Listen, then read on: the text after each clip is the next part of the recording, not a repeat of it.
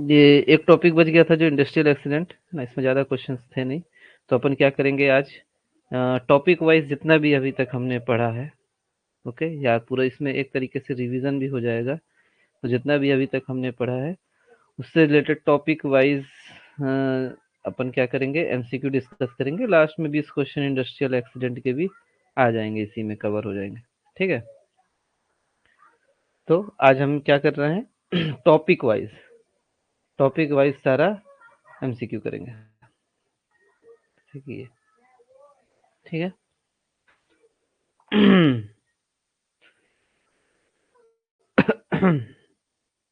हम्म,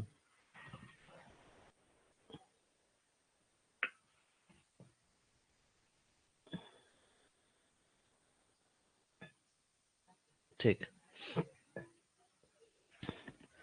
पहला हमारा क्या था, इवोल्यूशन ऑफ मैनेजमेंट। जो इंट्रोडक्शन में क्या था, इवोल्यूशन ऑफ मैनेजमेंट। उससे क्या क्या कुछ और क्वेश्चंस उसमें हम देख लेते हैं, ताकि एक रिवीजन जैसा भी हो जाए कि क्या पढ़े थे, है ना, तो याद है कि नहीं। फिर वो एक टॉपिक वाइज रिवीजन तो अलग होगा, वो तो पूरा टॉपिक हम डिस्कस करेंगे, लेकिन एमसीक्यू कर रहे हैं, है ना। तो शुरू से जो अभी तक पढ़ा है वो सारा कुछ एमसीक्यू आज कर लेते हैं। पहला क्वेश्चन है, who is known as the father of scientific management. Okay, क्योंकि बहुत सारे क्वेश्चंस हैं, तो अपन क्या करें, जल्दी जल्दी करेंगे, है ना। इसमें थोड़ा सा टाइम मैनेज करते हुए जल्दी जल्दी करेंगे। तो मैं आंसर बताते जाऊंगा, बस आप एक बार खुद से रिकॉल भी करिए, है ना, और कोई कंफ्यूजन होगा तो मैसेज करिए। Who is known as the father of scientific management, है ना, एफ डब्ल्यू टेलर, याद आया। फादर ऑफ साइंटिफिक मैनेजमेंट बहुत ही इंपॉर्टेंट क्वेश्चन है, बहुत बार एग्जाम में आ चुका है ना। तो फादर ऑफ साइंटिफिक मैनेजमेंट कौन था, एफ डब्ल्यू टेलर, जिनका पूरा नाम था Frederick Taylor. The primary goal of scientific management is, जो साइंटिफिक मैनेजमेंट दिया इन्होंने, है ना, एफ डब्ल्यू टेलर ने जो साइंटिफिक मैनेजमेंट दिया, उसका प्राइमरी गोल क्या था, एम्प्लॉयमेंट इंक्रीज करना, सुपरविजन को रिड्यूस करना, या वर्कर सेटिस्फेक्शन को मैक्सिमाइज करना, या इम्प्रूव प्रोडक्टिविटी एंड एफिशिएंसी, है ना। तो क्या था इसका, साइंटिफिक मैनेजमेंट का प्राइमरी गोल क्या था, प्रोडक्टिविटी और एफिशिएंसी को इम्प्रूव करना। Which are the following is not one of the functions of management, इनमें से कौन सा मैनेजमेंट का फंक्शन नहीं है, है ना। मैनेजमेंट का फंक्शन याद कीजिए, क्या पढ़ा था हमने, प्लानिंग, ऑर्गेनाइजिंग, कंट्रोलिंग, डायरेक्टिंग, ये सारा कुछ फंक्शन थे। इसमें देखिए प्रिडिक्टिंग, ये जो प्रिडिक्टिंग है, ये क्या है, फंक्शन ऑफ मैनेजमेंट नहीं है। क्वेश्चन क्या था, नॉट वाला क्वेश्चन था। ओके, तो इनमें से कौन सा फंक्शन ऑफ मैनेजमेंट नहीं है, तो प्रिडिक्टिंग फंक्शन ऑफ मैनेजमेंट नहीं है। Planning is the process of monitoring performance, assigning task, setting objectives and determining how to achieve them, and supervising staff, है ना। प्लानिंग में अपन क्या करते हैं, पहले ऑब्जेक्टिव सेट करते हैं, है ना। आप किसी चीज का प्लानिंग कर रहे हो तो क्या करते हैं, ऑब्जेक्टिव सेट करते हैं, और ये डिटरमाइन करते हैं कि उस ऑब्जेक्टिव को, जो हमारा उद्देश्य है, जो हमारा एम है, उसको कैसे हम अचीव करेंगे। ठीक है। Which function of management involves monitoring performance and correcting deviation. मतलब अब प्लानिंग कर लिया आपने, ऑर्गेनाइजिंग कर दिया, सब कुछ कर दिया, तो प्लान के अकॉर्डिंग काम हो रहा है कि नहीं, ये देखने के लिए हम क्या करेंगे, परफॉर्मेंस को मॉनिटर करेंगे। और डेविएशन, डेविएशन मतलब प्लान के हटके कुछ और काम हो रहा है तो उसको करेक्ट करेंगे।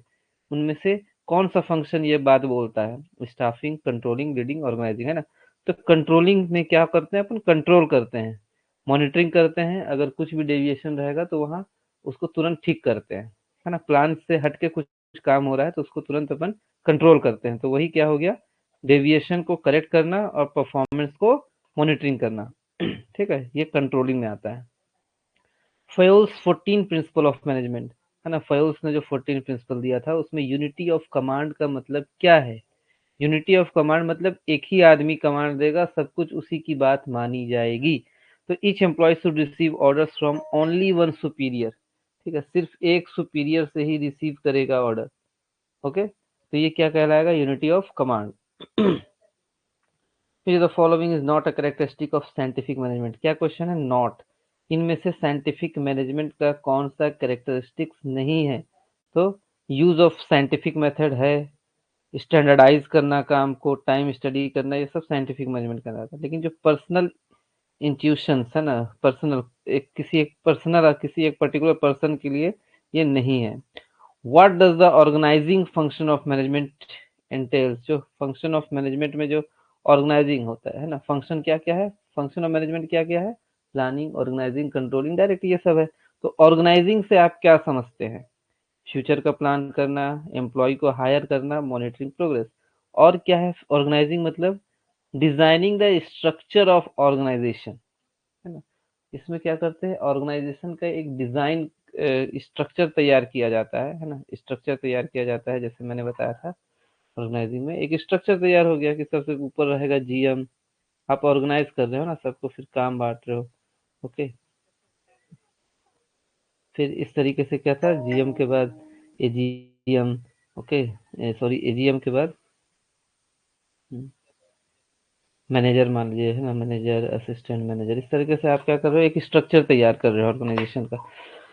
Which function bridges the gap between planning and execution, है ना, इनमें से कौन सा फंक्शन है जो प्लानिंग और एग्जीक्यूशन के गैप को खत्म करता है, तो ये क्या है, डायरेक्टिंग। जो आप डायरेक्शन दोगे, तो प्लानिंग तो आपने बना दिया, फिर उसको डायरेक्शन दे दे के क्या करोगे, उसको एग्जीक्यूट करोगे, है ना। तो कंट्रोलिंग ऊपर बता दिया था मैंने, इवेल्युएटिंग, डेलीगेटिंग मतलब किसी को पावर देना नीचे वाले को, तो ये तो सब तो होगा नहीं। तो प्लानिंग और उसका एग्जीक्यूशन मतलब उसको असल में करने के बीच में जो गैप है, वो डायरेक्टिंग से खत्म होता है।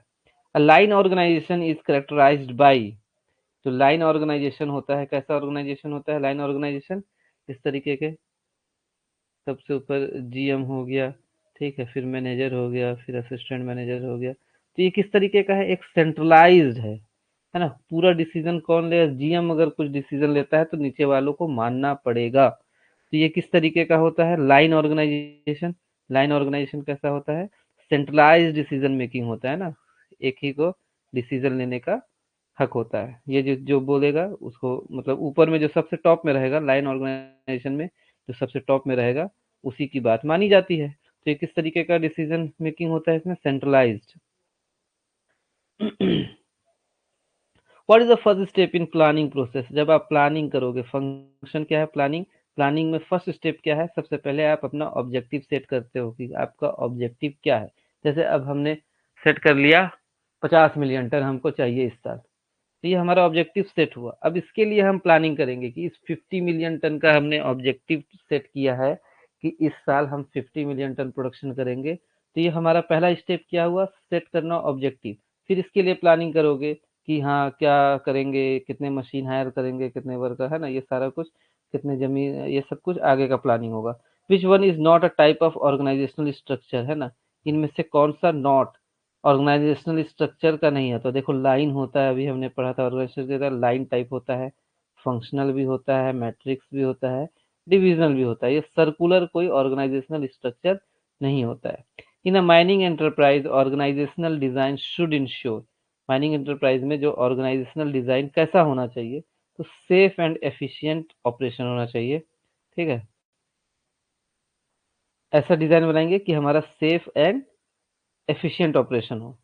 The principle of division of work leads to, अगर आप डिवीजन ऑफ वर्क मतलब क्या हो गया, सबको काम बांट दिया, है ना, सबको अपनी अपनी रिस्पॉन्सिबिलिटी बता दिया। तो जब इस तरीके का आप प्रिंसिपल अपनाओगे तो उससे फायदा क्या होगा, आपको हायर एफिशिएंसी मिलेगा। सबको अपना अपना रिस्पॉन्सिबिलिटी पता रहेगा, डिवीजन ऑफ वर्क में सबको अपना अपना रिस्पॉन्सिबिलिटी पता रहेगा, तो एफिशिएंसी और काम भी कम हो जाएगा, किसी एक के पर्टिकुलर पर्सन के ऊपर ज्यादा काम नहीं पड़ेगा, तो काम कम होगा, सबको इक्वल डिस्ट्रीब्यूट होगा काम, तो एफिशिएंसी बढ़ेगी, है ना। तो कंफ्यूजन कम होगा, आउटपुट बढ़ेगा, और मैनेजर, फियर मैनेजर, ये सब रॉन्ग ऑप्शन हो गए। विच emphasize the need for administrative principles of management, है ना।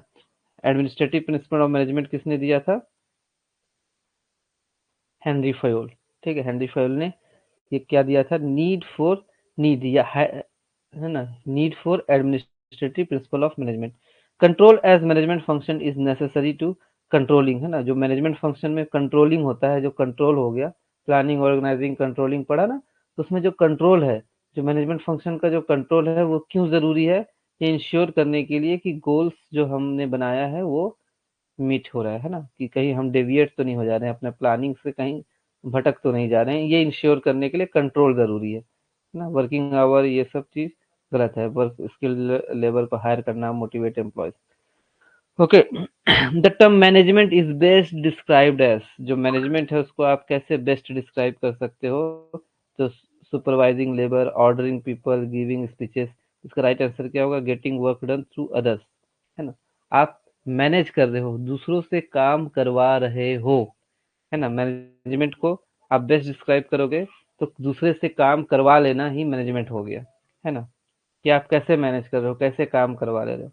In mining short term planning usually focuses on, जो शॉर्ट टर्म प्लानिंग होता है माइनिंग में, शॉर्ट टर्म है ना, वो डेली डेली बेसिस पे होता है कि डेली क्या होता है, डेली कुछ ना कुछ प्रॉब्लम आते हैं, तो डेली प्रोडक्शन सेफ्टी मेजर्स से रिलेटेड जो प्लानिंग हम करते हैं वो शॉर्ट टर्म प्लानिंग करते हैं।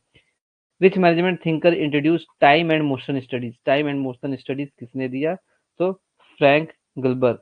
Okay, which of the following is a key element in the structure of mining organization?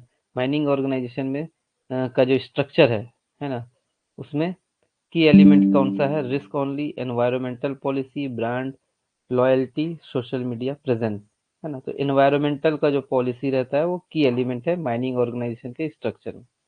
ठीक है, ये था पहला चैप्टर। फिर दूसरा टॉपिक क्या था हमारा? Personal management. क्या कर रहे हैं हम, कर क्या रहे हैं? हमारा सिलेबस जो है वो टॉपिक वाइज सारा डिस्कस कर, है ना? इंट्रोडक्शन से रिलेटेड ये सारे क्वेश्चन थे। अब क्या है, पर्सनल मैनेजमेंट से सारे क्वेश्चन पढ़ेंगे। ठीक है, तो एक साथ क्या होगा, पूरा हमारा एक सिलेबस कवर होगा। Personal management. Okay, personal management में था क्या क्या, एक नज़र देख लीजिए फिर याद आएगा। Selection, training and development of human resources for mining enterprises, ये था। लीडरशिप पढ़ा था हमने, autocratic, democratic, laissez faire. Okay, conflict, conflict management, conflict कैसे होता है, dealing with conflict, organizing for conflict, और इंडिविजुअल मोटिवेशन और टू वे पर्सनल कम्युनिकेशन, ये सारा कुछ पर्सनल मैनेजमेंट बता। ठीक है, तो इससे रिलेटेड क्या क्या एमसीक्यू हो सकते हैं ये देखते हैं। The primary goal of personnel management is to, जो पर्सनल मैनेजमेंट का प्राइमरी गोल क्या है?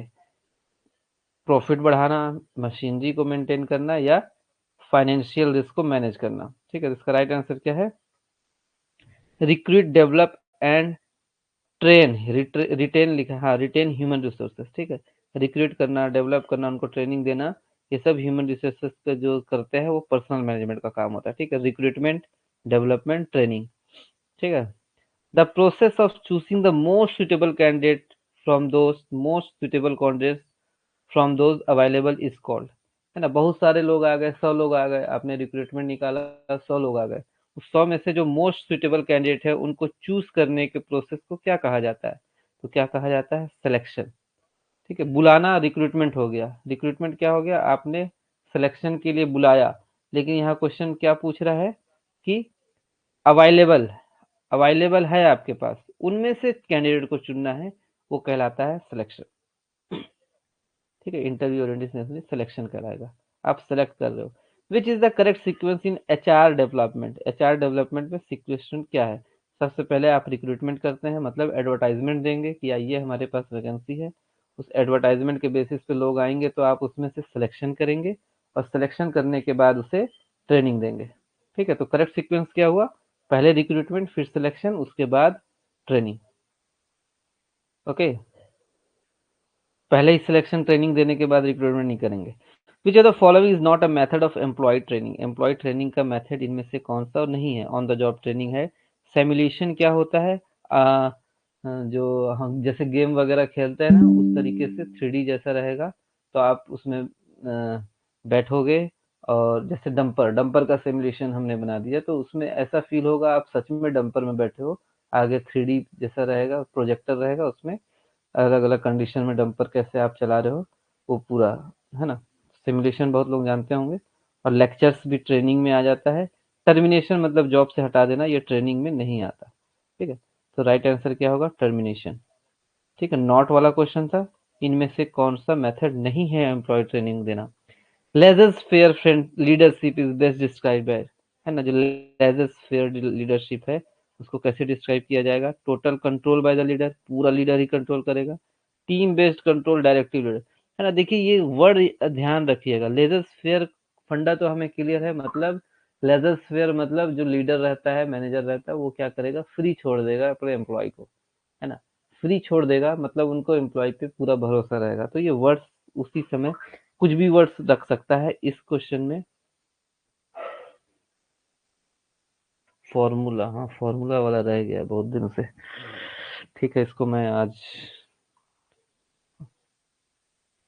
हैंड्स ऑफ, ज़्यादा न्यूमेरिकल वाले क्वेश्चंस है नहीं, फिर भी कुछ ही हैं। ठीक है, मैं इसको बहुत दिन से ये डिमांड में है, लेकिन मैं वो छूट जा रहा है इसको, आज मैं देखता हूँ, आज कंफर्म करता हूँ, है ना। Hands off approach with minimum interference. Laissez faire मतलब क्या होता है, वर्कर्स को फ्री छोड़ देना, मतलब हैंड्स ऑफ अप्रोच। ठीक है, मेरा आप क्या है, मिनिमम इंटरफेरेंस मतलब थोड़ा बहुत इंटरफेरेंस रहेगा, लेकिन हैंड्स ऑफ मतलब खुला छोड़ दिया जाएगा वर्कर को। ठीक है। इन ऑटोक्रेटिक लीडरशिप स्टाइल, ऑटोक्रेटिक याद आया, ऑटोक्रेटिक मतलब तानाशाह, मैंने बताया था एक तानाशाह जैसा रहेगा। तो autocratic leadership style, the leader makes decision unilaterally, सिर्फ मतलब एक ही आदमी डिसीजन लेगा, है ना। ऑटोक्रेटिक में एक ही आदमी डिसीजन लेगा, made by vote, all decision, there is no leadership, ऐसा नहीं है।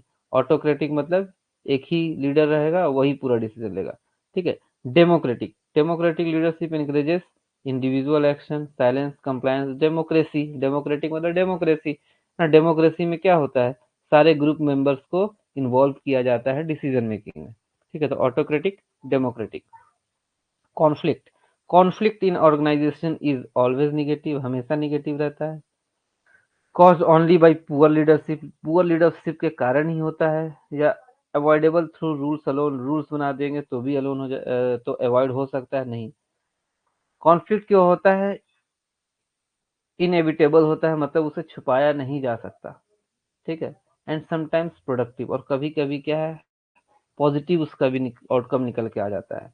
ठीक है, तो कॉन्फ्लिक्ट जो होता है वो कैसा होता है, इनएविटेबल मतलब उसे छुपाया नहीं जा सकता, है ना, उसको सॉल्व करना ही पड़ता है। एंड समटाइम्स प्रोडक्टिव, और कभी कभी क्या होता है, उसका पॉजिटिव आउटकम निकल के आता है। ठीक है, तो कॉन्फ्लिक्ट ये हमेशा ध्यान रखना है ना, इनएविटेबल एंड समटाइम्स प्रोडक्टिव, कभी कभी इसका पॉजिटिव भी निकल के आता है। One of the key sources of organizational conflict is, जो ऑर्गेनाइजेशन में कॉन्फ्लिक्ट होता है उनमें से जो सबसे, कॉन्फ्लिक्ट समझ रहे हैं ना, विवाद, दो लोगों के बीच विवाद, एक आदमी और ग्रुप के बीच विवाद, दो ग्रुप के बीच चलता है, वो पढ़ा हुआ चीज है ना। तो की सोर्स क्या है ऑर्गेनाइजेशनल कॉन्फ्लिक्ट का, क्लियर जॉब रोल, जब सबको जॉब रोल क्लियर रहेगा तो कॉन्फ्लिक्ट होगा ही नहीं। इक्वल गोल, सबका गोल इक्वल रहेगा तो भी कॉन्फ्लिक्ट नहीं होगा। शेयर्ड वैल्यूज, है ना, सबके वैल्यूज जो है वो शेयर्ड होंगे तो कॉन्फ्लिक्ट नहीं होगा। लेकिन जो रोल एम्बिग्यूटी, रोल एम्बिग्यूटी मतलब किसी एक से ज्यादा रोल दे दिया गया किसी को, मतलब किसी को कम रोल दिया गया है, और किसी को एक से बहुत ज्यादा दो तीन जगह रोल, है ना, एक से ज्यादा जो रहेगा, तो रोल एम्बिग्यूटी मतलब एक से ज्यादा जगह किसी पर्सन से काम कराएंगे तो उसको लगेगा कि मेरे ही ग्रेड का है, वो कम कर रहा है, मैं क्यों ज्यादा करूं, है ना। तो रोल एम्बिग्यूटी, एक मिनट, एम्बिग्यूटी का जो एक्चुअल मीनिंग है ये देखते हैं अपन।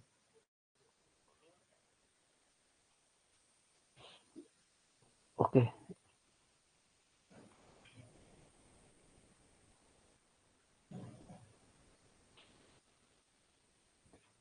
थोड़ा सा कंफ्यूजन हो गया। क्वालिटी और state of following more than one interpretation, the quality और स्टेट ऑफ बीइंग एम्बिगियस। हाँ, रोल एम्बिग्यूटी में आप ये समझ सकते हो कि उसको अपना रोल क्लियर नहीं है। यहाँ क्लियर जॉब रोल्स में कोई दिक्कत नहीं है भैया, कि सबको अपना अपना काम पता है, लेकिन उसको रोल पता नहीं है कि मतलब किसी एक काम को करने के लिए एक से ज्यादा लोग, मतलब उनको रोल पता नहीं है कि जैसे उसको लगेगा वो करेगा, उसको लगेगा वो करेगा, है ना।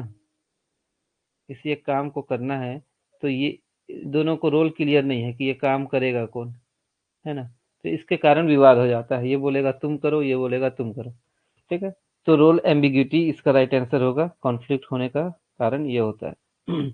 Conflict can lead to, conflict से क्या होगा, फेलियर ही होता है सिर्फ, एम्प्लॉय का टर्मिनेशन हो जाएगा, या डिसइंटरेस्ट वर्क, वर्क में काम नहीं, काम में मन नहीं लगेगा। तो growth and innovation if manage properly, conflict को अगर अच्छे से मैनेज किया जाएगा तो उसका फायदा क्या होता है, उससे हमें ग्रोथ होता है, इनोवेशन नया चीज मिलता है, अगर प्रॉपरली मैनेज किया गया तो। An effective way to deal with conflict, है ना, कॉन्फ्लिक्ट से आप इफेक्टिव वे क्या है डील करने का, इफेक्टिव तरीका क्या है, तो इग्नोर कर देना, एम्प्लॉय का ट्रांसफर कर देना या टाइट सुपरविजन कर देना, ये सब नहीं है। Open communication and negotiation, ignore करने से कोई आउटकम नहीं आएगा, वो दोनों के बीच मनमुटाव हमेशा रह जाएगा। तो सबसे अच्छा तरीका क्या है, ये सब क्वेश्चंस इंपॉर्टेंट है ना, कि इफेक्टिव वे कॉन्फ्लिक्ट को खत्म करने का इफेक्टिव तरीका क्या है।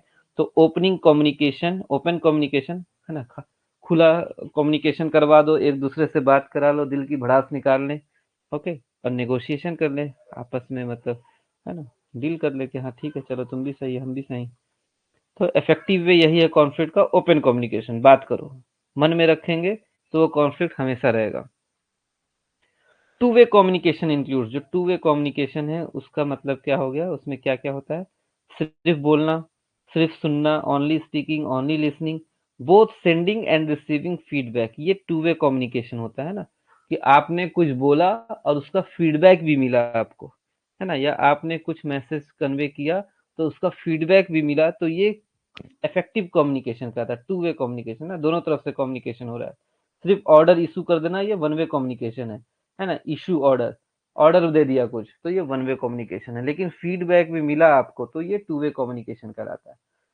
विच of the following is not a barrier of effective communication, है ना, इनमें से कौन सा इफेक्टिव कम्युनिकेशन का बैरियर नहीं है। बैरियर, लैंग्वेज डिफरेंस, है ना, कोई अलग लैंग्वेज बोल रहा है, कोई अलग लैंग्वेज बोल रहा है, तो ये एक बैरियर हो गया। ओके, प्रिजुडिस और नॉइज, बहुत ज्यादा नॉइज है, ये सब बैरियर हो गया। तो एक्टिव लिसनिंग ये अच्छा है, मतलब ये इफेक्टिव कम्युनिकेशन के लिए सही है, एक्टिव, ये बैरियर नहीं है, आप अच्छे से सुनोगे तो वो कम्युनिकेशन हो रहा है ना। The motivational theory that focuses on hierarchy of need was proposed by, है ना, नीड ऑफ हायरार्की हमने पढ़ा था, ठीक है, मैस्लोज ने दिया है, ये Maslow need of hierarchy theory, याद होगा, इस तरीके का कुछ पढ़ा था हमने, ठीक है। सबसे बेसिक हमारा नीड क्या है, साइकोलॉजिकली, ओके, साइकोलॉजिकली मतलब जो पैसा मिलना चाहिए, हमें काम करेंगे तो भैया पैसा मिलना चाहिए, ठीक है।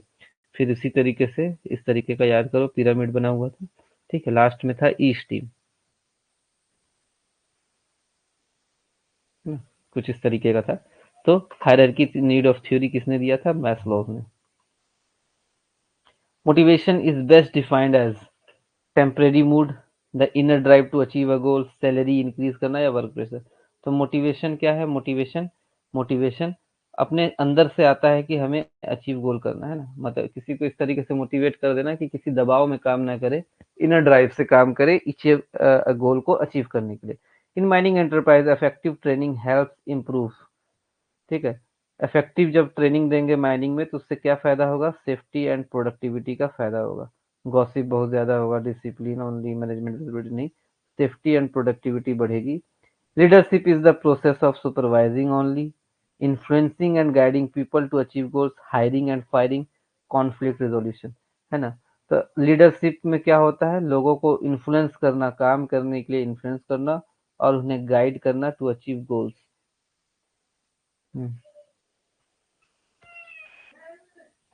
हाँ, ये आप सही बोल रहे हो, लेकिन क्या है, बहुत सारे क्वेश्चंस हैं, है ना। अगर आंसर वाला जो जैसे हम कल डिस्कस कर रहे थे, पहले डिस्कस कर रहे थे, उसमें टाइम लग जाएगा बहुत ज़्यादा, और हम क्या चाह रहे हैं, आज ही पूरा टॉपिक कंप्लीट हो जाए। वैसे आधा ही घंटा हुआ है, बोलोगे तो इसको वो कर देंगे अपन, थोड़ा सा, हाँ, अपने से आप सॉल्व करोगे तो फायदा ही होता है।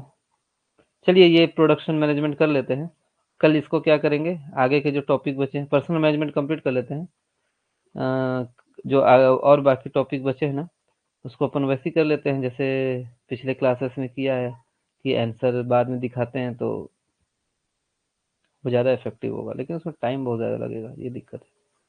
ठीक है, चलो देखते हैं। Which is not a leadership style, इनमें से कौन सा लीडरशिप स्टाइल नहीं है, ऑटोक्रेटिक, डेमोक्रेटिक, लेजर, ये तीनों ही लीडरशिप स्टाइल है ना, ऑटोक्रेटिक भी है, डेमोक्रेटिक भी है, लेजर भी है ना, तो कौन सा नहीं है, bureaucratic is a system, bureaucratic क्या है, एक सिस्टम है, लीडरशिप स्टाइल नहीं है।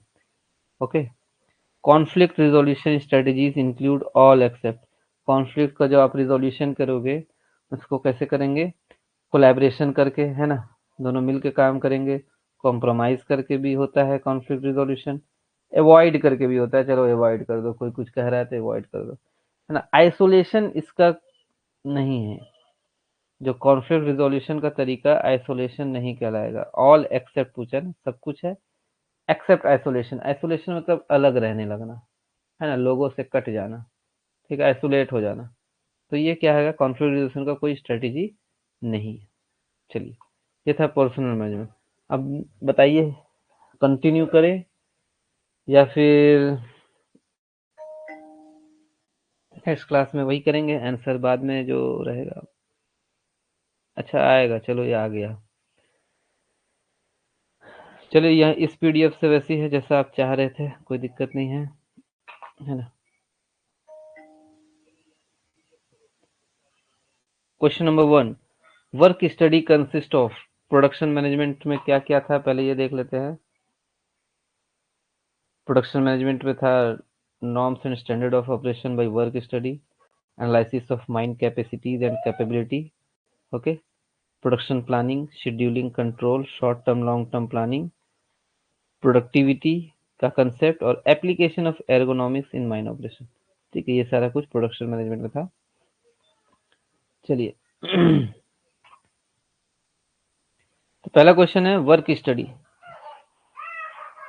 Work study is consist of time study only, motion study only, both time and motion study, या work sampling only.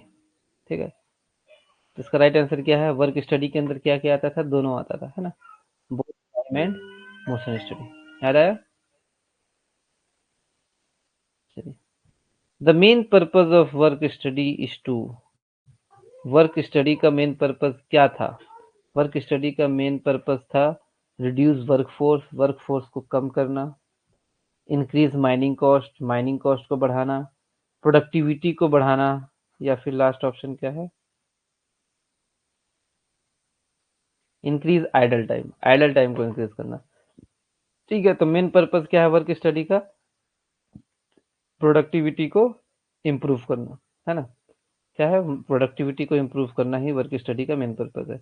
Which are the following is not a part of production planning. इनमें से कौन सा production planning का part नहीं है, forecasting ये भी है, शेड्यूलिंग, मेंटेनेंस प्लानिंग, डिस्पैचिंग, है ना। याद ध्यान दीजिए, क्वेश्चन क्या कहना चाह रहा है कि इनमें से प्रोडक्शन प्लानिंग का कौन सा पार्ट नहीं है।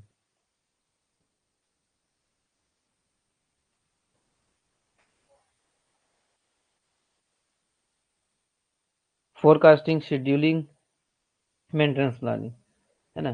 तो नहीं, ये मेंटेनेंस प्लानिंग, फोरकास्टिंग भी है, शेड्यूलिंग में डिस्पैच मतलब आप प्रोडक्शन करोगे, डिस्पैच कैसे करोगे, है ना, शेड्यूल कैसे प्लानिंग करोगे, ये सारा कुछ ही प्लानिंग के अंदर आएगा। लेकिन ये जो मेंटेनेंस का प्लानिंग है ना, मेंटेनेंस का प्लानिंग जो है ये आपका उसका पार्ट नहीं है।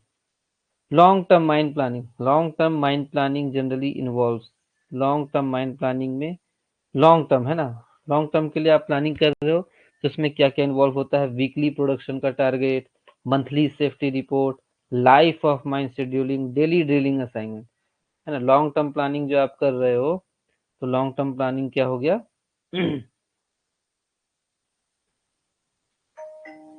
उसका आंसर सी होगा ना। डिस्पैचिंग भी आपके प्लानिंग में आ गया, आप प्रोडक्शन कर रहे हो तो उसको डिस्पैच कैसे करोगे, ये सब प्लानिंग के अंदर आ गया। Okay, maintenance planning. चौथा का ऑप्शन क्या होगा, लॉन्ग टर्म प्लानिंग पूरे लाइफ ऑफ माइंड के लिए किया जाता है ना, लाइफ ऑफ माइंड के लिए शेड्यूलिंग किया जाता है। तो क्वेश्चन नंबर 4 का आंसर क्या हो जाएगा, life of mind scheduling.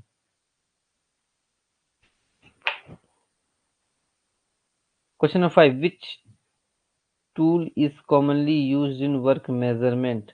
Work measurement करते हैं तो उसमें टाइम स्टडी करते हैं, टाइम स्टडी को करने के लिए अपन क्या यूज करेंगे, मोशन स्टडी टाइम स्टडी करते हैं ना, तो Gantt chart, stop watch, radar, barometer, है ना।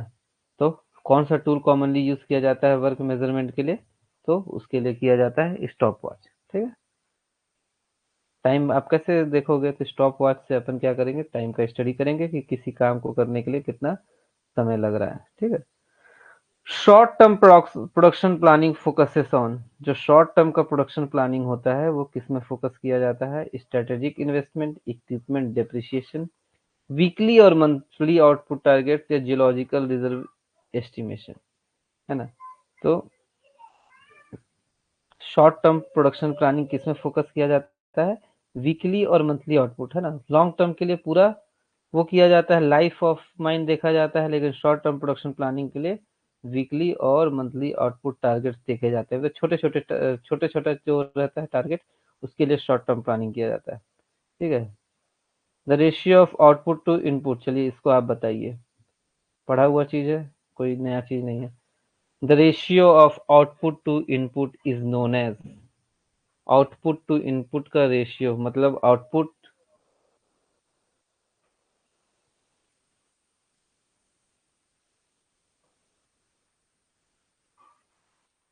Output by input.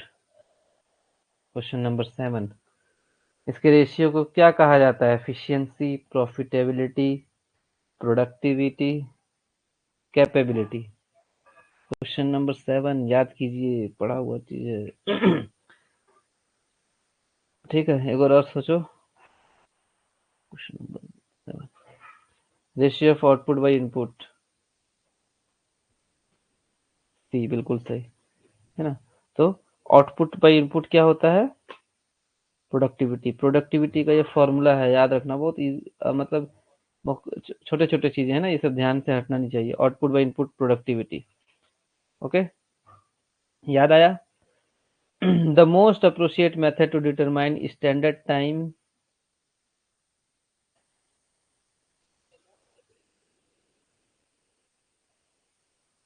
For task, हाँ, most appropriate method to determine standard time for a task, किसी एक टास्क के लिए स्टैंडर्ड टाइम को डिटरमाइन करने का सबसे अच्छा मेथड कौन सा होता है? टाइम स्टडी, है ना? स्टैंडर्ड टाइम, नाम ही क्या है, स्टैंडर्ड टाइम हम जानना चाह रहे हैं किसी काम को करने में, स्टैंडर्ड टाइम कितना लगता है, तो वो हो गया टाइम स्टडी। ठीक है? Mind capacity is influenced by, mind का कैपेसिटी को आप कैसे निकालोगे कि अवेलेबिलिटी ऑफ स्किल्ड लेबर कितना है, जियोलॉजिकल कंडीशंस कैसे हैं, इक्विपमेंट का अवेलेबिलिटी है कि नहीं है। ठीक है? तो क्वेश्चन नंबर 9 का क्या क्वेश्चन नंबर 9 क्या है? माइंड का कैपेसिटी कैसे निकालोगे, क्या क्या देखोगे कैपेसिटी निकालने में? स्किल लेवल है कि नहीं, जियोलॉजिकल कंडीशंस, इक्विपमेंट अवेलेबिलिटी, ये सारा कुछ देखोगे। ठीक है? तो माइंड कैपेसिटी को निकालने के लिए ये सारा कुछ देखा जाता है। ठीक है? एर्गोनॉमिक्स इंपॉर्टेंट है, एर्गोनॉमिक्स से क्वेश्चंस आते हैं। ठीक है? मशीन परफॉर्मेंस, एर्गोनॉमिक्स किस में फोकस किया जाता है? एर्गोनॉमिक्स में किस में फोकस किया जाता है? मशीन के परफॉर्मेंस में, एनवायरमेंटल सस्टेनेबिलिटी में, human machine interface and worker safety में, या मिनरल एनालिसिस। ठीक है, एर्गोनॉमिक्स तो अच्छे से पढ़े थे हम, तो थोड़ा सा वर्ड अगर इधर उधर हुआ है, थोड़ा सा टिपिकल वर्ड पूछ दिया है, तो उसमें आपको कंफ्यूज नहीं होना है। ठीक है? बिल्कुल सही है ना? तो एर्गोनॉमिक अच्छे से पढ़ा था हमने। तो ह्यूमन और machine interface and worker safety देखा जाता है एर्गोनॉमिक्स में। याद आया एर्गोनॉमिक होता क्या है? एर्गोनॉमिकली डिजाइंड मशीन्स, है ना? ऐसा डिजाइन करेंगे मशीन्स को जो हमारे बॉडी के लिए पूरा फिट रहे, मतलब हमारे बॉडी में आसानी से, मतलब बॉडी में कुछ इफेक्ट ना पड़े। Question 11, scheduling in production management deals with, scheduling production management कर रहे हैं, उसमें शेड्यूल जो आप कर रहे हो उससे क्या मतलब है? शेड्यूलिंग में क्या करते हैं? Assigning jobs to machine at specific times, designing equipment, safety audits और कॉस्ट एस्टिमेशन, है ना? कॉस्ट एस्टिमेशन करना, सेफ्टी ऑडिट करना, या assigning jobs to machine at specific time, ना शेड्यूल कर रहे हो आप, तो मशीन्स को जॉब असाइन करना ना, ये सब शेड्यूलिंग के अंदर आता है। मशीन्स को जॉब असाइन करना, कौन सा मशीन कहाँ लगेगा, ये जो आता है ये शेड्यूलिंग के अंदर आता है। Which is not a benefit of effective production control, ठीक है, इनमें से कौन सा इफेक्टिव प्रोडक्शन कंट्रोल का बेनिफिट नहीं है? नॉट, है ना? नॉट इफेक्टिव प्रोडक्शन कंट्रोल का बेनिफिट, लीड टाइम को रिड्यूस, अगर आप लीड टाइम रिड्यूस कर दोगे, है ना, जैसे डंपिंग कहीं बहुत दूर में है तो उसको कम कर दोगे तो production effective, increase down time, consistent product quality, lower inventory cost, है ना? तो इनमें से इफेक्टिव प्रोडक्शन का कौन सा बेनिफिट नहीं है, ठीक? तो ये इन्वेंट्री कॉस्ट से प्रोडक्शन का लेना देना नहीं है, प्रोडक्शन तो आपके मशीन आने के बाद होता है, ठीक है? तो रिड्यूस लीड टाइम होगा तो भैया प्रोडक्शन लीड टाइम जो है वो रिड्यूस हो गया, प्रोडक्शन अच्छा हो जाएगा। डाउन टाइम अगर इंक्रीज हो गया तो, है ना, इनकंसिस्ट प्रोडक्ट क्वालिटी, तो in sorry sorry sorry lower inventory cost क्या कहना, ठीक है चलो 12 का मैं भी आंसर देख के कर दिया। तो डाउन टाइम मतलब क्या कहलाएगा, इसको हमने समझा ही नहीं, बस क्वेश्चन देख के आगे बढ़ गया। डाउन टाइम का मतलब क्या हो गया कि ब्रेक डाउन है आपका मशीन, है ना, ये बढ़ाने से आपका प्रोडक्शन ये बेनिफिट तो है नहीं, है ना, तो इफेक्टिव प्रोडक्शन इसके कारण नहीं होगा। ये नॉट वाले क्वेश्चन ना हमेशा कंफ्यूज करते हैं, जब भी एग्जाम में भी नॉट वाले क्वेश्चन आएंगे उसको बहुत अच्छे से सोच समझ के आंसर देना है, ठीक है। नॉट वाले क्वेश्चन हमेशा कंफ्यूज करते हैं क्योंकि हम सोचते हैं कि वो कुछ और पूछ रहा है ना, पूछना वो कुछ और चाहता है। तो कौन सा इनमें से है जो इफेक्टिव प्रोडक्शन कंट्रोल का बेनिफिट नहीं है, तो डाउन टाइम जो है वो बेनिफिट नहीं है, ठीक है। तो नॉट वाले क्वेश्चन को आगे से भी बिल्कुल ध्यान देना है, एग्जाम में भी 2-3 बार पढ़ना है। Question number 13, a method to measure productivity is productivity को मेजर करने का मेथड अभी हमने देखा था ऊपर, output by input ratio, input output graph, break even point, efficiency ratio only, ठीक है। तो मेथड टू मेजर प्रोडक्टिविटी अभी ऊपर देखा था, क्या देखा था, प्रोडक्टिविटी का फॉर्मूला क्या देखा था, आउटपुट बाय इनपुट, है ना, आउटपुट इनपुट का रेशियो ही कहलाता है productivity. Question 14, one objective of time study is, time study का एक ऑब्जेक्टिव क्या है। टाइम स्टडी का ऑब्जेक्टिव ये है कि भैया वर्कर को रिप्लेस करना या वर्किंग आवर को बढ़ाना या एस्टिमेट मिनरल रिजर्व निकालना, ऐसा कुछ नहीं है, स्टैंडर्ड टाइम सेट करना। टाइम ऑब्जेक्टिव का ऑब्जेक्टिव क्या है, टाइम स्टडी का स्टैंडर्ड टाइम को सेट करना, ठीक है। 14 का सी, एक स्टैंडर्ड टाइम हम सेट करते हैं कि किसी एक पर्टिकुलर काम को करने के लिए इतना समय लगेगा।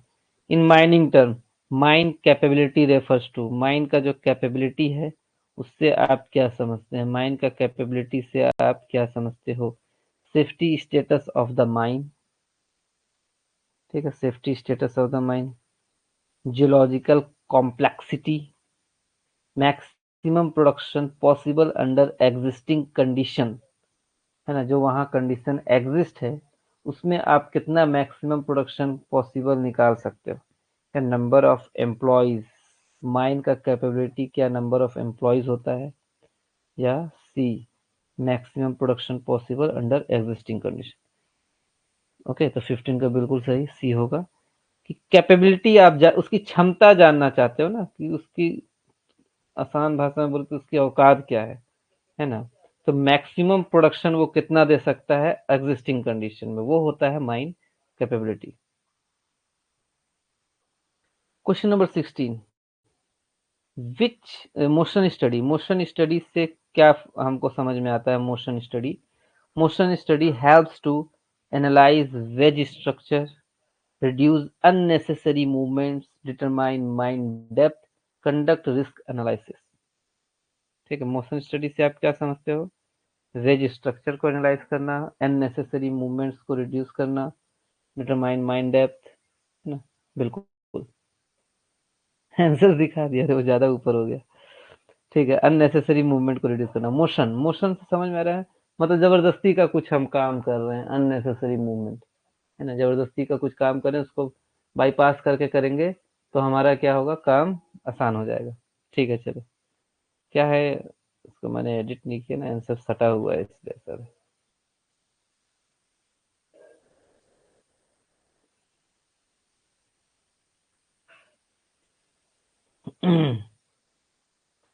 गैंट चार्ट्स, गैंट चार्ट्स जो होते हैं वो किसके लिए यूजफुल होते हैं, Gantt charts seismic analysis, seismic, seismic समझते हैं, वो जो वाइब्रेशन में काम आता है ना, वाइब्रेशन में जो नापते हैं, seismic analysis, scheduling and control, rock fragmentation, या वाटर ड्रेनेज डिजाइन, तो वाटर ड्रेनेज डिजाइन। तो 17 का आंसर क्या होगा, गैंट चार्ट के बारे में डिस्कस हुआ था, तो ये किस में काम आता है, शेड्यूलिंग एंड कंट्रोल करने में, ठीक है, बिल्कुल 17 का answer B. Okay. Production planning helps इन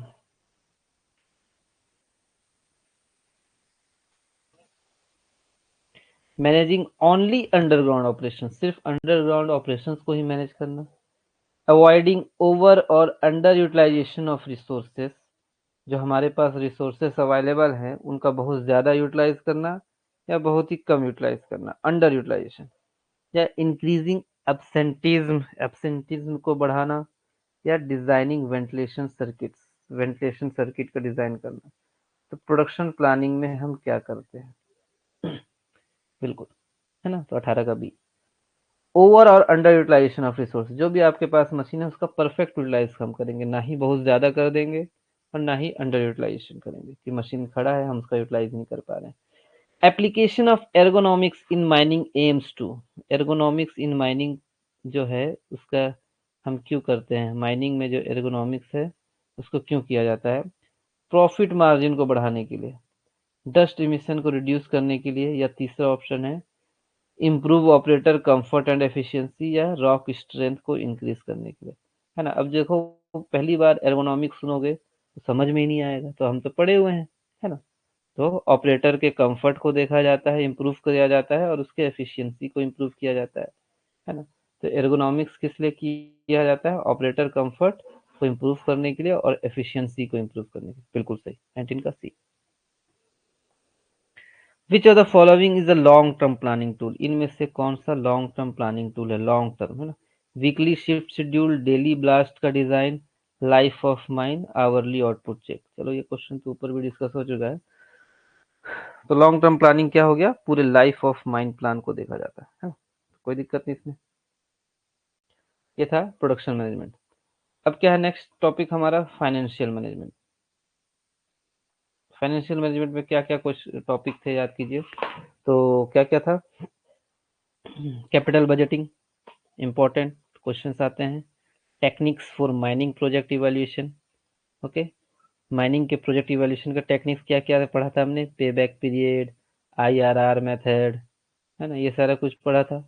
और मैं cost analysis, cost control, break even chart important है, working capital management, okay, ERP, enterprise resource planning, ये सॉफ्टवेयर होता है, सब पढ़ा हुआ है। चलिए, अब इससे क्वेश्चंस क्या क्या थे ये देख लेते हैं। क्वेश्चन नंबर 1 है, विच of the following is not a capital budgeting technique, इनमें से कौन सा कैपिटल बजटिंग टेक्निक नहीं है? पहला ऑप्शन है net present value, IRR, internal rate of return, पे बैक पीरियड, और मार्जिनल कॉस्टिंग। बताइए, याद आ रहा? कौन सा कैपिटल बजटिंग का टेक्निक नहीं है? डी, बिल्कुल सही, है ना? तो पे बैक पीरियड भी है, इसमें हम निकालते हैं कि कितने समय बाद हमारा पैसा वापस आ जाएगा, रेट ऑफ रिटर्न, कितना रिटर्न मिलेगा इस प्रोजेक्ट से। नेट प्रेजेंट वैल्यू भी है ना? तो मार्जिनल कॉस्ट आपका नहीं है capital budgeting technique. Pay back period में क्या फोकस किया जाता है? Profitability over project life, accounting rate of return, time taken to recover initial investment, net cash flow discounted to present value. ठीक है। क्वेश्चन नंबर 2, पे बैक पीरियड मेथड में क्या फोकस किया जाता है?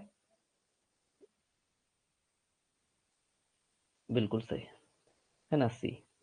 क्या किया जाता है? कितना टाइम लग रहा है जो हमने इनिशियल इन्वेस्टमेंट किया है उसको वापस आने में, कितना समय, रिकवर करने में कितना समय लगेगा, ये निकालते थे हम। यही सबका फॉर्मूला, जो एक मैसेज आया था, ये सबका फॉर्मूला एक मैं बनाऊंगा, वो छूट जा रहा है बहुत दिन से, है ना? उसको चलिए मैं बना करके देता हूँ। In project evaluation, IRR is defined as the discount rate that makes, IRR एक ऐसा, ये क्वेश्चन इंपॉर्टेंट है ना, आईआरआर एक ऐसा डिस्काउंट रेट है जिसमें क्या होता है? आईआरआर एक डिस्काउंट रेट है, रेट मतलब जो 12%, 13% ये रेट होता है ना? इस रेट से हमें इंटरेस्ट मिलता है, इस जो है ना, इंटरनल रेट ऑफ रिटर्न, ये एक तरीके का डिस्काउंट रेट है जिसमें cash inflow equals to cash outflow, जो कैश इनफ्लो हो रहा है वो कैश आउटफ्लो के बराबर हो जाता है, नेट प्रेजेंट वैल्यू जीरो हो जाता है, rate of interest equals to average return, और pay back period the shortest, सबसे कम पे बैक पीरियड रहता है। याद आ रहा है? तो नेट प्रेजेंट वैल्यू में क्या होता था? बिल्कुल एक आंसर बी आया। नेट प्रेजेंट वैल्यू में सॉरी आईआरआर में क्या होता है? नेट प्रेजेंट वैल्यू 0 हो जाता है। ठीक है, नेट प्रेजेंट वैल्यू क्या हो जाता है? 0 हो जाता है। ठीक है, याद आया?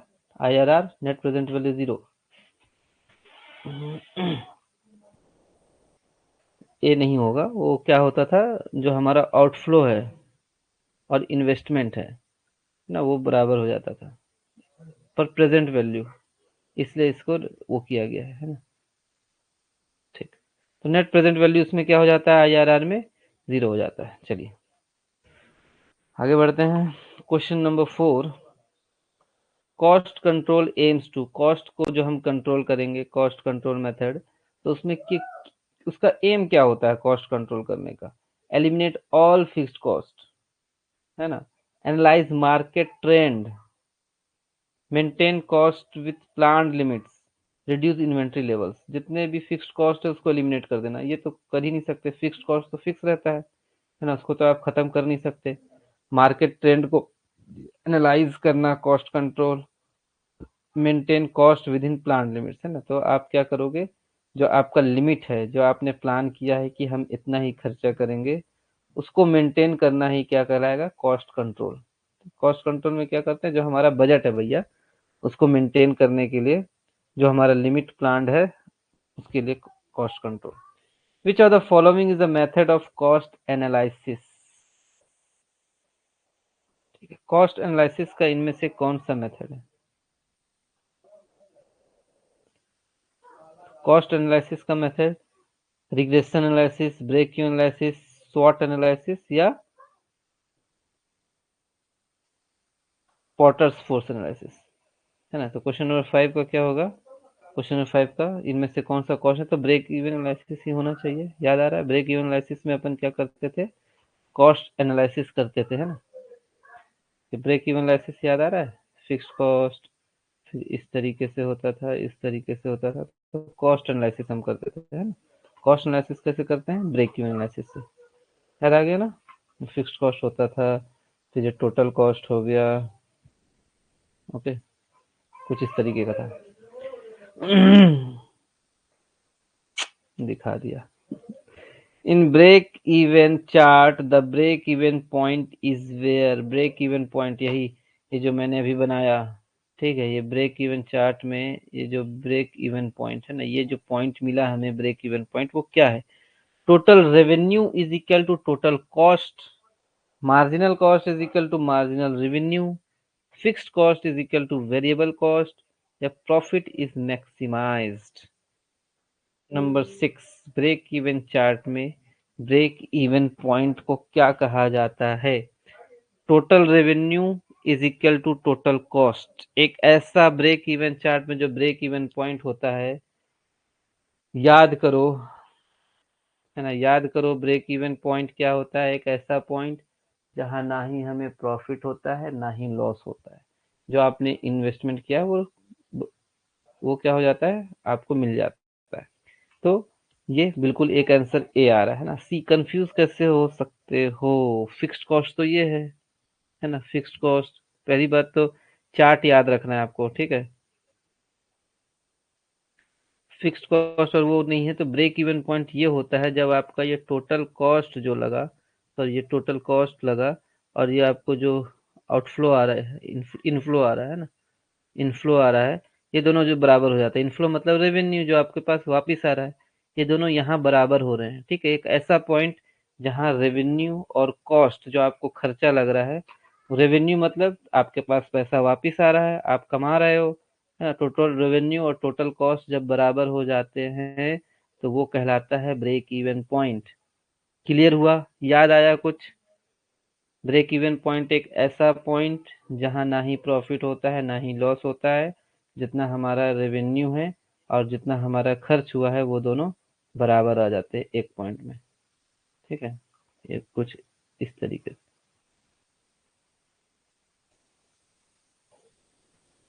ठीक है, ये पॉइंट, ये वाला लाइन जो मिलेगा वो क्या है? Total cost.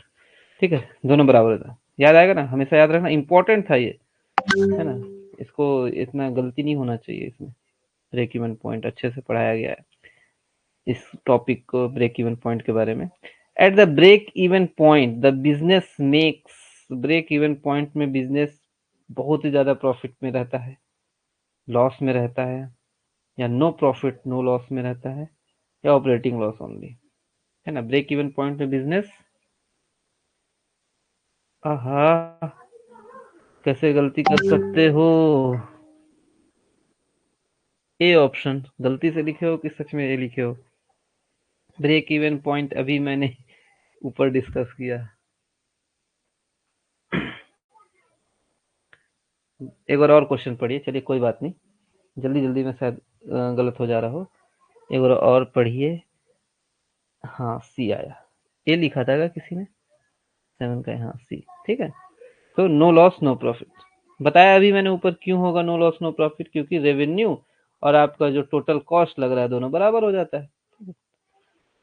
Question number 8, working capital. Working capital से आपका क्या समझते हो? Working capital total assets minus total liabilities, current assets minus current liabilities, fixed asset minus long term डेप्ट, inventory plus equipment. Working capital याद आया कुछ? टोटल एसेट्स टोटल लाइबिलिटीज को माइनस करेंगे, या current assets minus current liabilities करेंगे, fixed assets minus long term डेप्ट, या इन्वेंट्री प्लस इक्विपमेंट। बिल्कुल एक आंसर आ गया, बी बी बी, बिल्कुल सही। ठीक है, तो करंट आपके पास जो एसेट्स हैं उसको करंट लाइबिलिटीज, जो आपके पास करंट कर्ज हैं जिसे चुकाना है, वो क्या कहलाएगा? Working capital. ठीक है। Question number 9, which of the following improves working capital, इनमें से कौन सा वर्किंग कैपिटल को इम्प्रूव करेगा?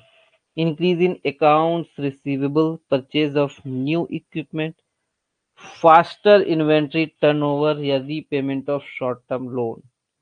Question number 9, which of the following improves working capital? Accounts receivable को इंक्रीज करना, faster inventory turnover, purchase of new equipment, repayment of short term loan.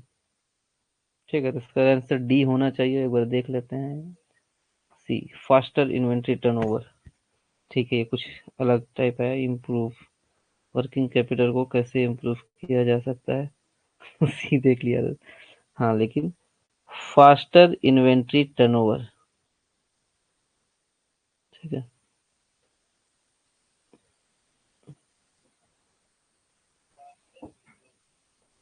इसका असल में मतलब क्या होगा ये देख लेते हैं ना। फर्स्ट इन्वेंट्री टर्नओवर कहना क्या चाहता है, थोड़ा सा मुझे भी कंफ्यूजन हो रहा है, क्योंकि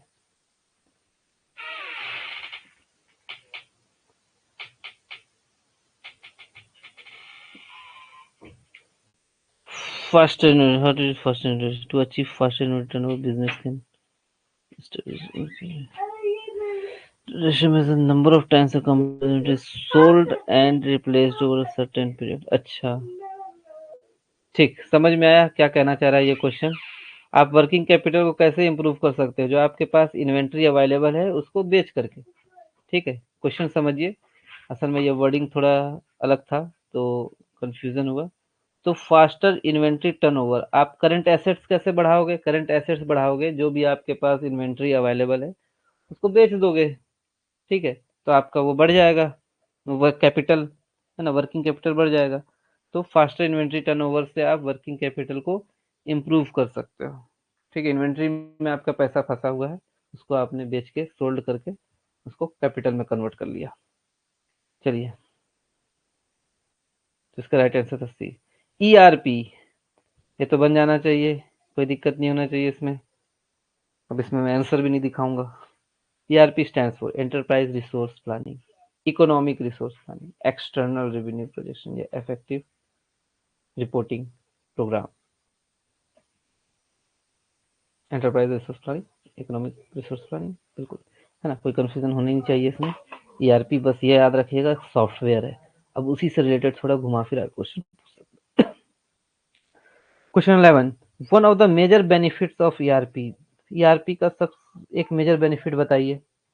डाटा एक्सेस लिमिटेड होता है, integration of business functions, increased manual processing, isolated departmental system.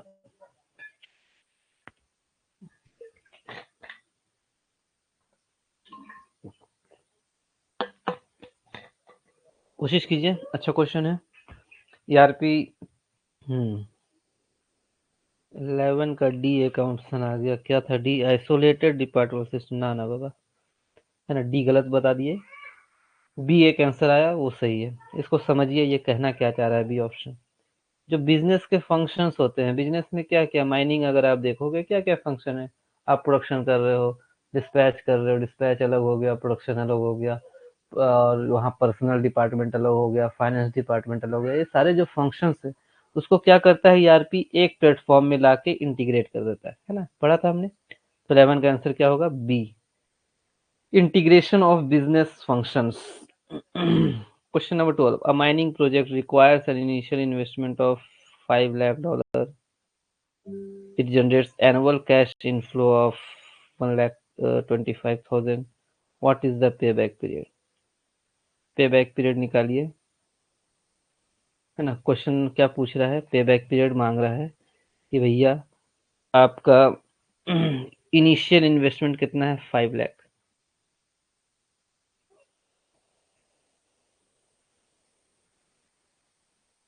और एनुअल कैश इनफ्लो, हर साल कितना पैसा वापस आ रहा है आपके पास?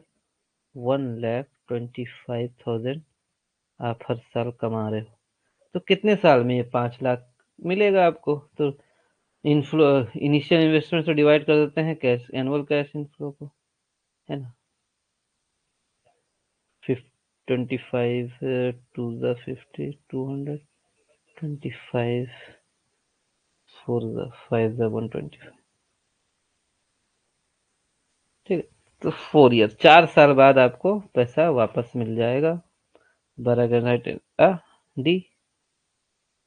अच्छा देखो, गलत लिख दिया। सॉल्यूशन दिया है लेकिन गलत दिया, ये डी गलत हो गया ना। 4 ईयर होगा इसका राइट आंसर। आंसर क्या होगा? 4 ईयर्स, है ना। 4 साल बाद आपको पैसा वापस मिल जाएगा। तो हम करते क्या है, पे बैक पीरियड याद कीजिए, formula initial investment divided by annual cash inflow, है ना। जो हर साल आपको पैसा आ रहा है उसको डिवाइड कर देते हैं। इनिशियल इन्वेस्टमेंट ऊपर रहेगा, नीचे कैश इनफ्लो रहेगा। A mining firm has fixed cost, fixed cost इतना है, वेरिएबल कॉस्ट इतना है, and sales the product at 100 rupees per unit, selling price इतना है।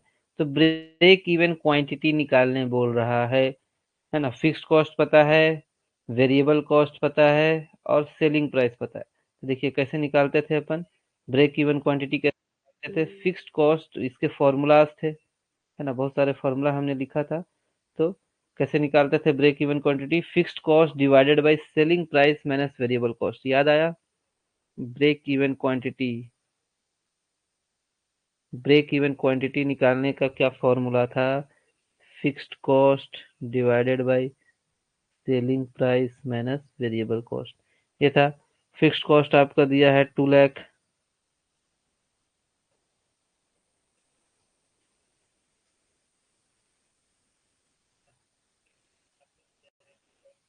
2 lakh divided by 100 - 50। Selling price है 100, है ना, 100 rupees per unit minus variable cost कितना है? 50। तो 100 - 50, इसको जब सॉल्व करोगे तो 4,000 यूनिट आपका ब्रेक इवन क्वांटिटी कितना हो जाएगा? 4,000 यूनिट। ठीक है, 4,000 यूनिट रहेगा। गलत लिखा गया ये सब। ठीक है, तो ब्रेक इवन पॉइंट, ये तो टाइम लगेगा सर। हाँ मतलब बता रहा मैं कैसे कैसे सॉल्व होगा। ठीक है, ये कैसे सॉल्व होगा देख लीजिए।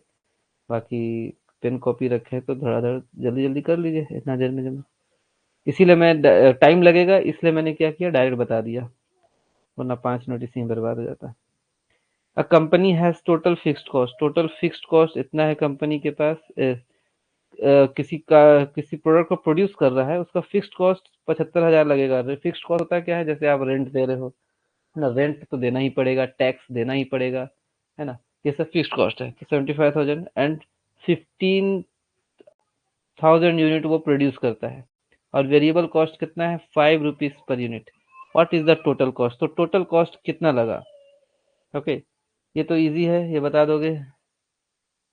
कंपनी के पास टोटल फिक्स्ड कॉस्ट इतना है, 1500 यूनिट प्रोड्यूस करता है, वेरिएबल कॉस्ट इतना है, तो टोटल कॉस्ट कितना लगेगा, है ना। तो एक यूनिट का 5 रुपीज है और 15,000 यूनिट्स निकाल रहे हैं, तो सबका क्या करेंगे अपन, पहले ये वेरिएबल कॉस्ट एक यूनिट का 5 रुपीज लगता है, और टोटल यूनिट आप कितना निकाल रहे हो, 15,000 यूनिट प्रोड्यूस कर रहे हो, तो 5 इंटू 50,000 करोगे तो 75,000 क्या हो जाएगा आपका वेरिएबल कॉस्ट। और टोटल कॉस्ट क्या होता है, fixed cost plus variable cost. Total cost का फॉर्मूला क्या होता है, fixed cost plus variable cost. दोनों को आप सम कर दोगे 75,000 प्लस 17,000, तो 1,50,000 आपका टोटल कॉस्ट आएगा। क्वेश्चन में क्या पूछा है, total cost is equal to fix plus variable, ठीक है।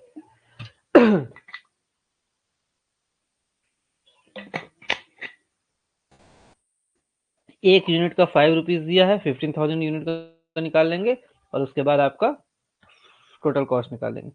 कंपनी हैज द फॉलोइंग, ठीक है, कंपनी के पास ये चीजें हैं, आपको ये इजी है, ये जल्दी से बताइए, जल्दी, है ना। करंट एसेट्स कंपनी के पास 3 लाख है, इन्वेंट्री है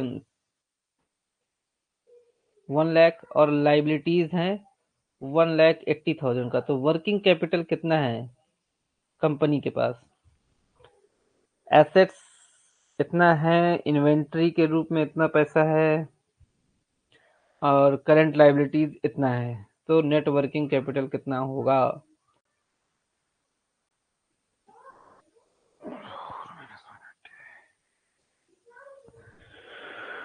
सॉरी, 14 15 15, है ना। तो जल्दी से अपन करते हैं, 3 प्लस 1 4।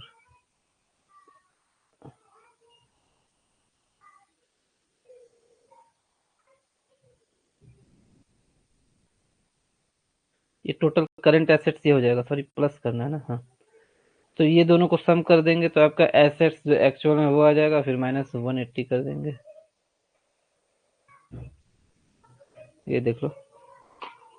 सॉरी, इन्वेंट्री में तो फंसा हुआ है पैसा, क्या करूं। अभी तो हमने ऊपर फॉर्मूला पढ़ के आया यार, है ना। अभी हमने ऊपर फॉर्मूला पढ़ के आया कि current assets minus current liabilities होता है। क्वेश्चन में करंट एसेट्स भी दिया है, करंट लायबिलिटीज भी दिया है, तो इधर उधर दिमाग नहीं लगाना है। करंट एसेट्स दे दिया है, मतलब वो जो भी इन्वेंट्री वो सब इन्वॉल्व करके दिया है ना। तो बिल्कुल 3 - 180 इज इक्वल टू 120, ठीक है, क्लियर है। वो इन्वेंट्री कंफ्यूज करने के लिए दिया है, जो मैं भी कंफ्यूज हो गया। एडमिट कार्ड तो 1 वीक पहले इशू होता है, कोई उसके लिए टेंशन मत लीजिए, वो लास्ट लास्ट नवंबर में इशू हो जाएगा। तो 120 इसका राइट आंसर ना। जब हमको फंडा क्लियर होना चाहिए कि वर्किंग कैपिटल का फॉर्मूला होता है current assets minus current liabilities, current assets भी दिया है, लायबिलिटीज भी दिया है, बस दोनों को माइनस कर देना है, ठीक है। चलो यहीं तक करते हैं, नेक्स्ट क्लास में वो कर लेंगे, है ना। इन्वेंट्री मतलब इसमें इन्वॉल्व होगा, करंट एसेट्स वर्ड लिखा है ना, और हमारा फॉर्मूला करंट एसेट्स में करंट लायबिलिटीज होता है, तो ये इन्वेंट्री जो है वो इसमें इन्वॉल्व है, वो अलग से कंफ्यूज करने के लिए दिया है, तो इन्वेंट्री में कंफ्यूज नहीं होना है, ठीक है। Current assets minus current liabilities, बस ये ध्यान रखना है, वर्किंग कैपिटल का फॉर्मूला ये होता है, और ये सब हो गया, ठीक है। तो ये क्या हो गया, production management, sorry financial management हो गया ना। चलिए बाकी के 2 3 जो बचे हैं उसको नेक्स्ट क्लास में कर लेंगे, ठीक है, इतना ही।